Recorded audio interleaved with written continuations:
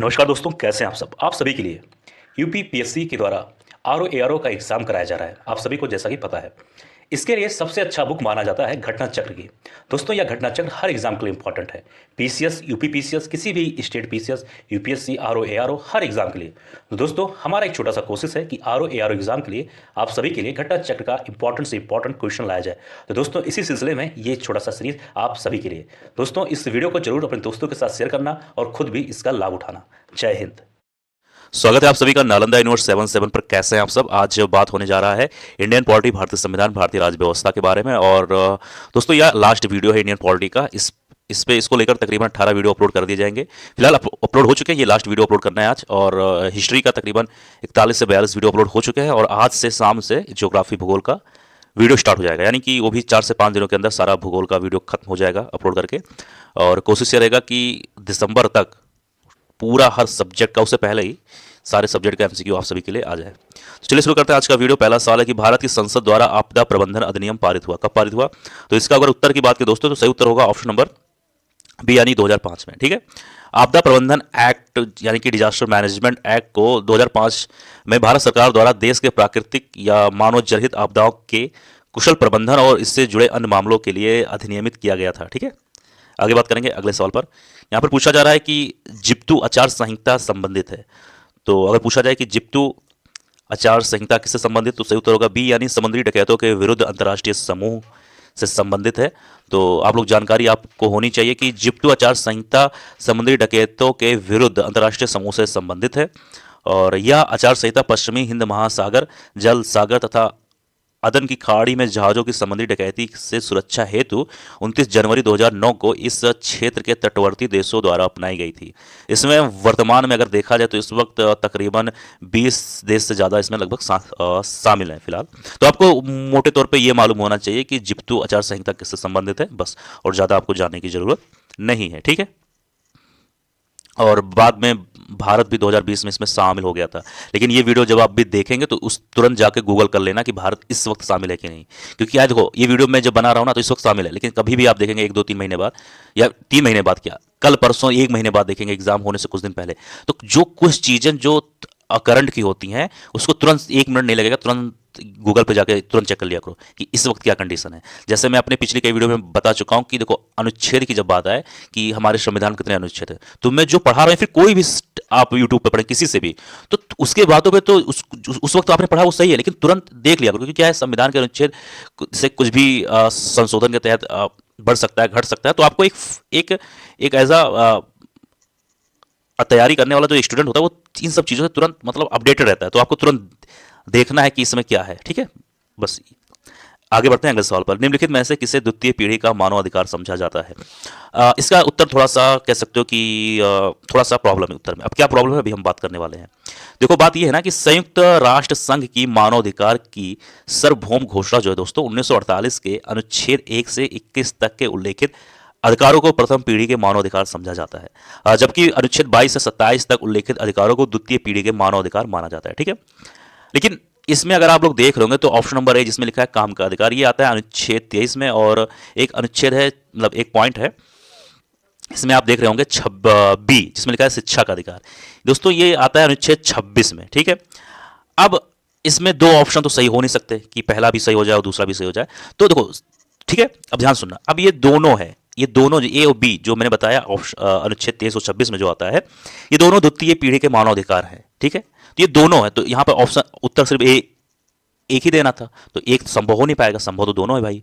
तो आपको ये जानकारी होनी चाहिए, कभी भी पूछा जाए तो आपको मालूम होना चाहिए। अगला सवाल है संविधानेतर अधिकार का अर्थ है। तो इसमें देखो 2 पॉइंट आप सभी को दिख रहे होंगे, ए और बी, और एक मिनट, तीसरा सी और डी में पॉइंट है। ठीक है, पहले आप लोग देख लो, पढ़ लो, वो हो चुका। अब हम बात करेंगे। अब देखो, इसका सही उत्तर होगा ऑप्शन नंबर सी। सी यानी कि, एक मिनट जो सी होगा, यानी कि अगर हम बात करें तो संविधानेतर अधिकार का अर्थ होता है वह शक्ति जो संविधान सम्मत नहीं है। अब सुनो, वे अधिकार जिनका संविधान के प्रावधानों में वर्णन नहीं है तथा अन्य रूप से वर्णित होते हैं, उसे हम संविधानेतर अधिकार कहलाते हैं। समझ में आया कि नहीं। ठीक, माने मूलतः उसमें वर्णित नहीं है, लेकिन अन्य रूप से वर्णित यानी इनडायरेक्टली तरीके से। ठीक है, अगला सवाल है कि 10 दिसंबर को क्या मनाया जाता है भाई, ये जानकारी होनी चाहिए। तो सही उत्तर होगा ए, मानव अधिकार दिवस के रूप में 10 दिसंबर को मनाया जाता है। अच्छा, तो विश्व स्वास्थ्य दिवस कब मनाया जाता है भाई, सवाल तो पूछा जा सकता है ना। तो ये 7 अप्रैल को मनाया जाता है, ये चीज जानकारी ले लो। ठीक है, अब अगला सवाल क्या है, यूएन दिवस कब मनाया जाता है, तो होगा 24 अक्टूबर। और मजदूर दिवस कब मनाया जाता है, तो 1 मई।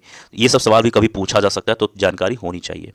अगला सवाल है आप सभी के सामने, यहाँ पर 2 सूची दिया गया है। यहाँ पर एक सूची में है न्यूनतम आयु और दूसरी सूची में दिया गया है ऑफिस या पद, यानी कि किस न्यूनतम आयु में कोई भी पद आप ले सकते हैं। ठीक है, तो देखो इसका सही मिलान अगर हम लोग करें तो 21 वर्ष में आप पंचायत सदस्य बन सकते हैं। 21 साल से कम हो तो नहीं बन सकते, 21 या 21 से ज्यादा हो तो बन सकते हैं। अब बात आती है 25 वर्ष, तो 25 वर्ष में दोस्तों आप राज्य विधानसभा सदस्य बन सकते हैं, जैसे कि विधायक कहते हैं। सी है 30 वर्ष में, 30 वर्ष में आप बन सकते हैं राज्य विधान परिषद के सदस्य। ठीक है, और 35 वर्ष में 35 वर्ष कम से कम होना चाहिए भारत के राष्ट्रपति के लिए। ठीक है, आगे बात करेंगे अगले सवाल पर। ये वीडियो थोड़ा छोटा होने वाला है। पहले सूची में राजनीतिक दल है और दूसरी सूची में दिया गया है वर्ष, यानी कि कौन सा राजनीतिक दल कब स्थापित हुआ, कब बना। तो इसका अगर उत्तर की बात करें तो सही उत्तर होगा, देखो भारतीय राष्ट्रीय कांग्रेस की बात करें तो होगा 1885, आसान सवाल है, सब जानते हैं। भारतीय जनसंघ की बात करें तो 1951, ये होगा पहला वाला। भारतीय साम्यवादी दल की बात करें दोस्तों तो ये होगा 1925, ये वाला 4 वाला। और लास्ट डी में है AIADMK, ये होगा 1972, यानी पॉइंट नंबर 2 वाला। 1 मिनट ये ठीक, 1 मिनट ये ठीक। आगे बात करेंगे अगले सवाल पर। इसमें चीन की संसद जानी जाती है, तो यहाँ पर पहला ऑप्शन है नेशनल असेंबली के लिए, नेशनल पीपुल्स कांग्रेस के लिए, द नेशनल पार्लियामेंट ऑफ चीन के लिए, the house of democracy of चीन के लिए। तो बात करें तो चीन की संसद दोस्तों, इसका सही उत्तर अगर देखा जाए तो होगा बी, यानी कि ये वाला नेशनल पीपुल्स कांग्रेस के लिए जाना जाता है। ये दुनिया की सबसे बड़ी संसद के रूप में भी मतलब माना जाता है। ठीक है, इसमें तकरीबन 2980 सदस्य हैं। ठीक है, तो बस आपको ये मालूम होना चाहिए कि चीन की संसद का जो संबंध है, जो संसद जानी जाती है तो नेशनल पीपुल्स के नाम से जानी जाती है, नेशनल पीपुल्स कांग्रेस, तो ये जानना चाहिए आपको।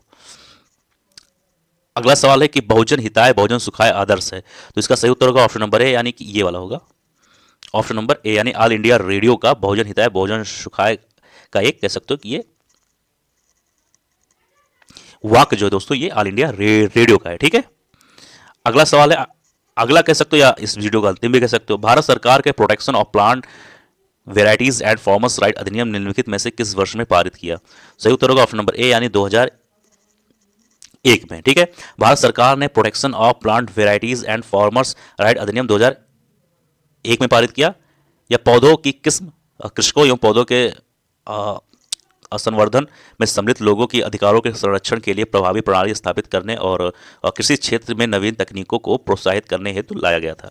तो ये आज बहुत छोटा वीडियो था फिलहाल, और मुझे उम्मीद है वीडियो आपको पसंद आया होगा। और 18 वीडियो हो चुके हैं इसके, तकरीबन आपके मान के चलिए 200 से ज़्यादा इंपॉर्टेंट सवाल इस पर डिस्कशन कर चुके हैं। 200 क्या, तकरीबन 250 सवाल पॉलिटी के, सिर्फ सवाल, और उसमें मैंने कितनी अच्छी चीज़ बातें बताई हैं। हर सवाल में 4 से 5 सवाल मैंने खुद बताया, हर इंपॉर्टेंट। तो कह सकते हो कि 18 वीडियो में आपने तकरीबन 600-500 सवाल आपने जान चुके हैं, जो कि बेहद इंपॉर्टेंट दोस्तों। तो ये इस सब्जेक्ट का लास्ट वीडियो था। अब आज शाम से ज्योग्राफी स्टार्ट होने वाला, तो जाओ इसका भाई सब लाभ उठा लो। जय हिंद।